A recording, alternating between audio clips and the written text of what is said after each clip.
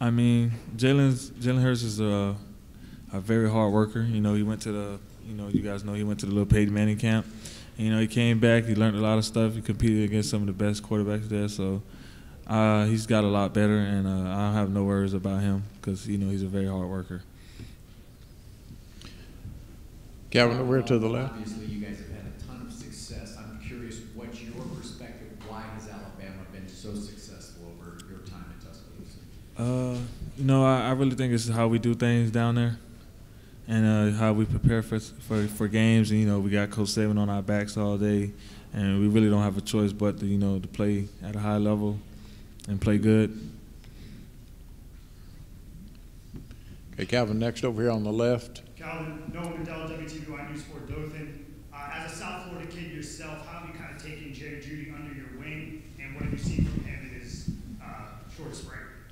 Well, I've known Jerry since he was like an 8th grader. You know, he's been around, and I played football with his big brother. You know, I really see Jerry Jeudy as like a little brother to me. You know, he's always been around. We stayed the night together at high school. You know, and we always hang out. You know, he's a very special player, and I got high.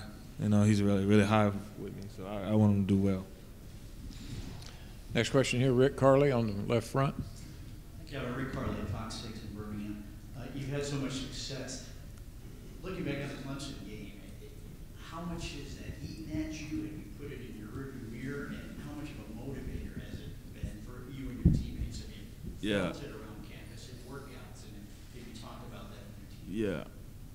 It definitely, you know, motivated me that we lost, but it motivated me. And Jalen's my roommate. You know, we got a couple posters around the dorm. You know, just showing the score around so we could remember that we lost, and that we gotta, when we get tired, we gotta work harder. You know, Coach Carkin always says, Clemson is right there. You know, don't jump off sides, don't jump past the line. So. You know, that motivated the team a lot, and, I think we really, we got that in the back of our head, but we know we're really focused and ready for this season. Calvin, just real quick follow-up. The posters are from the final play of the game? Yeah, we got a picture of the final play of the game, we got the score, and we got just like Jalen getting sacked or something like that. And we know that our offense has to be better, and, if we would have had a better offense, we would have probably won that game more. We got it in the locker room, we got it in our room, and we got it all over the place. Just a little bit of motivation. Calvin, in the back right. Chris Brees, CBS in Birmingham, right, a little bit to your right here.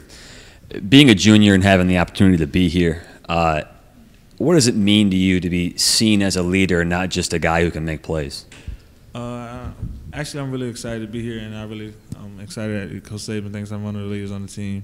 And I told myself that I want to take on that role and be more of a leader, and I think I'm doing pretty good in my group and for the offense, and it's just like, it's an honor to be here. Calvin, center left, right here. Coach Saban brought up an interesting fact. In the last 6 years, any loss that you've had has been by 7 points or less, and he stressed the attention to detail. You referenced earlier that he's always kind of on your backs. Is that what it takes to have this elite level program, that attention to detail, and understanding that play can make or break a game? Yeah, I mean, when we go into practice, we go in there, that's when we can mess up. So when we do go in that game, we want to get everything right so we don't have those mess ups, so we don't lose by that 7 points. And that's why Coach Saban's so hard on us, because we go over and over in practice, and we should be doing it, the right way in the game. Calvin, up on the riser on the right. Hi, Calvin. Mary Lee Adams, WDHN Dothan. You said that you don't want to talk about your offensive game plan, but could you just talk a little bit about what it's like been working with Brian Daboll? I really like Coach Daboll. He brings that NFL mentality to our offense, and he knows what he's doing. He's a very bright guy, and very cool. And all the guys on the team likes him. He speaks to everyone. He's not one of those guys who just speaks to the guys who's going to play. Everyone's going to contribute this year. And, he really believes in us, and we really believe in him. Okay, Calvin, over here on the left, Joe Whalen. Hey, Calvin. With Coach Daboll, and without giving away any details, has he had to marry his philosophy more to what you guys do, or have you guys made more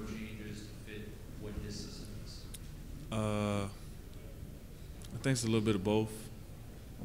I think we're gonna do a little bit what he want to do and a little bit what Coach Saban wants to do.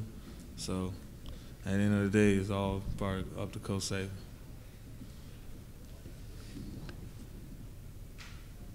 Still over here on the left, Calvin, and we'll go.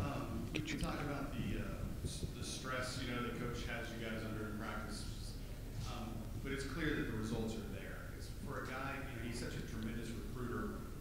Is it just that process of coming to Alabama, developing, playing, going into the league? It's almost like a cycle does it recruit itself now? Are you guys at that level?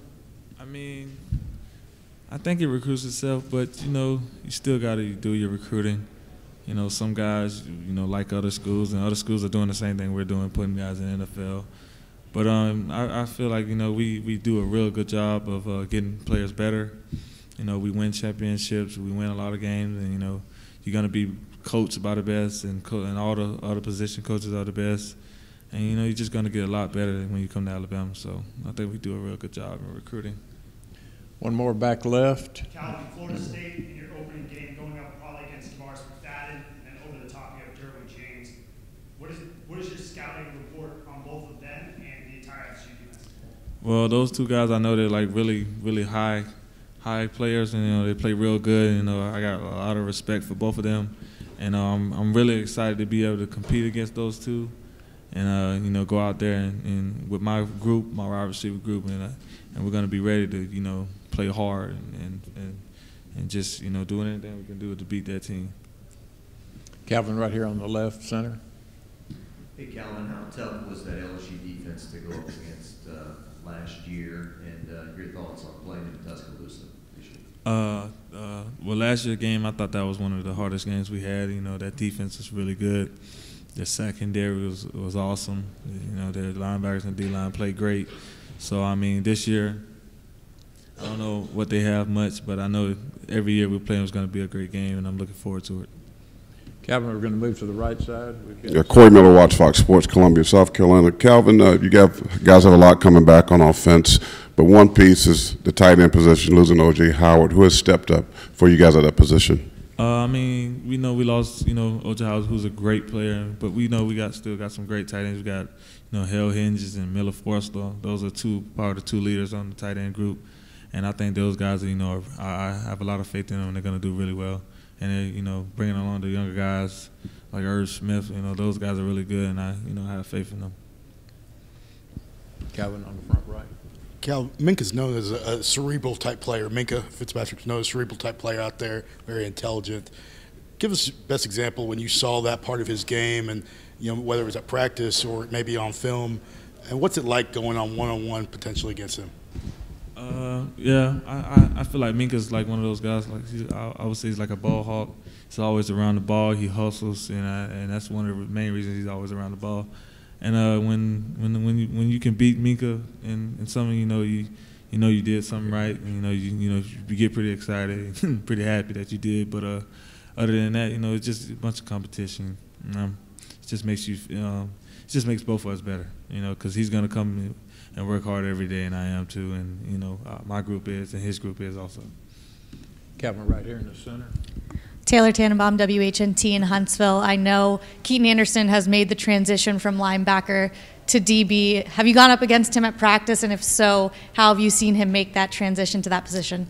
Actually, I really think Keaton Anderson is like a real special player. From the day we got there, I became friends with him, and he's a real hard worker. And if anybody can do it, the transition, I think it's him. But I really haven't got a chance to go against him. But I really like Keaton a lot. He's you can put him anywhere, and he's going to be special. Okay, Calvin. Now we're moving to the left against the wall. Adam Solomon, Alabama News Network. How do you gauge the receiving corps as a whole going against specifically with a guy with the speed like Henry Ruggs? I'm sorry, I didn't really understand the question. How do you gauge the receiving corps as a whole going into the season, specifically with the speed of a guy like Henry Ruggs? Henry Ruggs, he's, I feel like in my group we all fast. We all got a lot of speed, and Henry Ruggs is, he's come in, he's worked really hard, and all the younger guys have worked really hard, and they're all buying in. So I think we're gonna be fine. I know we're gonna be fine. Joe? Hey, Calvin. Coach Saban's made it very, very clear that there is no quarterback controversy whatsoever. But I wonder, when you have a returning starter who was the SEC Offensive Player of the Year, but is still young, and then you have Tua come in and light it up like he did in the spring, what's the conversation like amongst you guys in the locker room? There's really no conversation. We all know we got two really good players on our team at the quarterback position. Actually, three, and we just we just want them to continue to work hard and get each other better, and so we can go into the season, have no worries at our position. Okay, Calvin here in the rear left. Austin Johnson, he's on the scout team, doesn't see a lot of playing time. How have you seen him kind of develop on the scout team? I see you smiling right there. What kind of guy is he on the team? Yeah, AJ, that's my boy. He's one of those walk-ons who's like really loves football, and I respect those guys a lot. They go out there and one day they're at quarterback, one day they're at receiver, one day he's at safety. I got a lot of respect for those guys, and they deserve anything, everything. So I respect AJ a lot, and there's just a lot of other guys also. Okay, we've got a few moments. Final questions for Calvin. Back over here to the left, Calvin. After losing the national championship game, going into this season, is there just kind of a fire lit under everybody? What was the concentration level heading into the spring and summer workouts? Going into the spring, we really didn't have too many meetings about leadership, but I guess I feel like we had a really good spring as a team. We looked good every day. Everybody came out and competed every day, but when we got into the summer, I think the leadership group, we got a leadership group now, and everyone's, they're buying in, like I keep saying, but we're getting everyone to play as one, and everybody's like focused on one goal, and that's getting better. And we're gonna go into camp, and by the end of camp, we're gonna know, what's our purpose. One more question here, Calvin, on the right front. Nick talked about in the playoffs last year, he felt like overall leadership and some of the accountability, player accountability, maybe tailed off a little bit. Did you feel that? And what was that like going through? And what corrections have y'all, as a leadership group, made to correct that? Yeah, personally, I would say we just was different. We wasn't ourselves in those last games. We did a lot of different things. We dressed different. We just thought different, and we just thought we was better, and we thought we just had it. But so far, I know we know that what we messed up and how to fix those things. And Coach Saban is riding us to be a better, more of a leader. So I think the leaders that we have now are really all in. So that's what it's all about, being all in. Final question. Calvin, thank you very much. Thank you, guys.